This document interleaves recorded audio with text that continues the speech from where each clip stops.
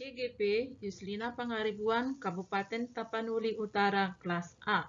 Refleksi filosofis pemikiran Ki Hajar Dewantara menjadi penguatan bagi Anda dan dalam memperoleh pengetahuan dan pengalaman baru sebagai pendidik dan pembelajar.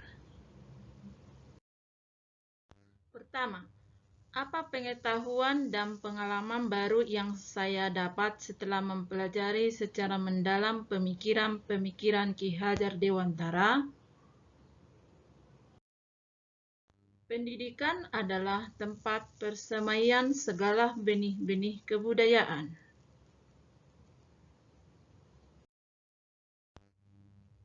Pendidikan dan kebudayaan merupakan satu kesatuan yang tidak dapat dipisahkan. Hubungan pendidikan dan kebudayaan yang disebut dengan peradaban. Pendidikan dan kebudayaan adalah merupakan suatu pondasi dari pendidikan itu sendiri, karena kita ketahui bahwa pendidikan dan kebudayaan itu tidak statis dan selalu bergerak terus-menerus sesuai dengan perkembangan kodrat alam dan kodrat zaman. Pendidikan itu juga terus berubah sesuai dengan perkembangan teknologi. Maka, pengalaman baru yang saya dapatkan adalah pendidikan harus berpihak pada anak, yaitu adanya merdeka belajar sesuai dengan filosofi Ki Hajar Dewantara, yaitu ing ngarso sung tulodo, ing madyo mangun karsa, tut yuri handayani, yang menjadi pedoman pendidik menjalankan bimbingan kepada anak didiknya. Peserta didik bebas menggambarkan potensinya, berkreasi, menghormati setiap keputusan siswa, berinovasi, dan kolaborasi.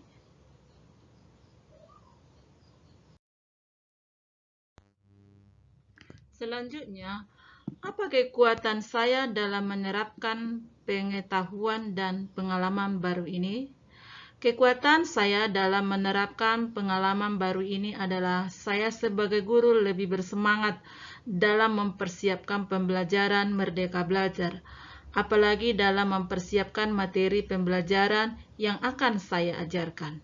Dengan pengalaman yang baru ini, saya sangat termotivasi dalam melaksanakan tugas saya sebagai guru, dalam memotivasi peserta didik agar terus-menerus bersemangat belajar setiap hari, agar peserta didik menunjukkan minatnya dalam pembelajaran setiap hari. Seorang guru di depan harus mampu menjadi contoh bagi anak didiknya, baik sikap maupun pola pikirnya. Guru harus memberikan teladan yang baik bagi anak didiknya agar anak akan memiliki perilaku yang baik pula. Pada tahapan ini, guru masih menjadi pemegang peran yang cukup kuat dalam pembelajaran. Guru berada di antara anak didiknya, maka guru tersebut harus mampu memberikan inspirasi dan motivasi bagi anak didik, hingga anak didik diharapkan bisa lebih maju dalam belajar. Guru di belakang, anak didik diharapkan mau memberikan kepercayaan dalam melaksanakan tugasnya dengan baik.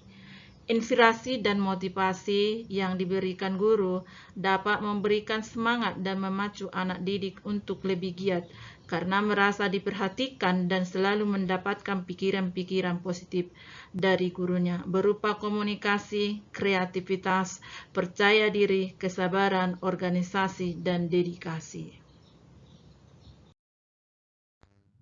Apa hal-hal yang perlu saya ubah dari diri saya sendiri agar dapat menerapkan pengetahuan dan pengalaman baru ini?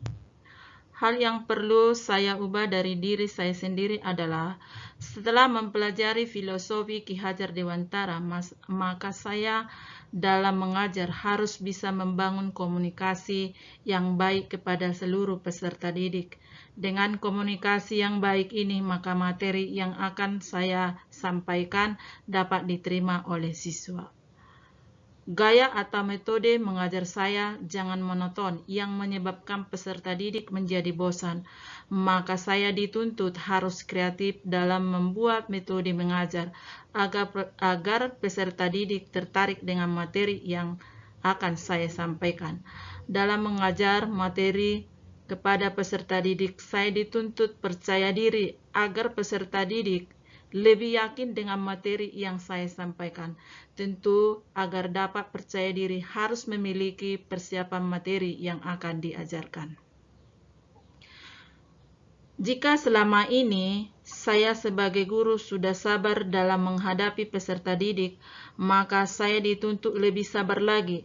Saya harus lebih bisa mengatur emosi. Jika saya sabar, maka peserta didik saya akan lebih percaya diri.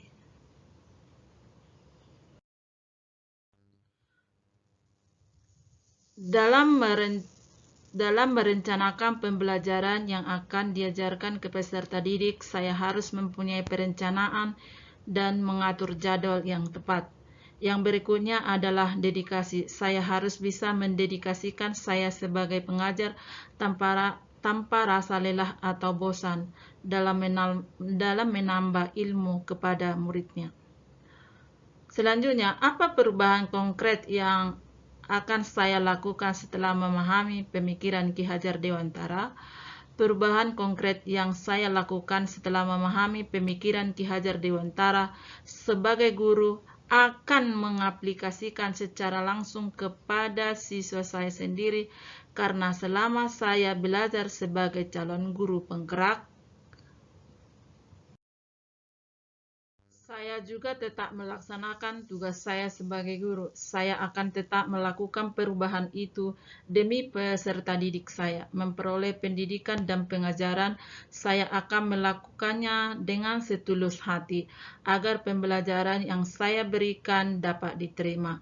Karena jika kita tulus, akan menghasilkan suatu prestasi, yaitu kerja keras dan selalu mau memperbaiki diri. Terima kasih. Penutup, salam guru penggerak. Terima kasih.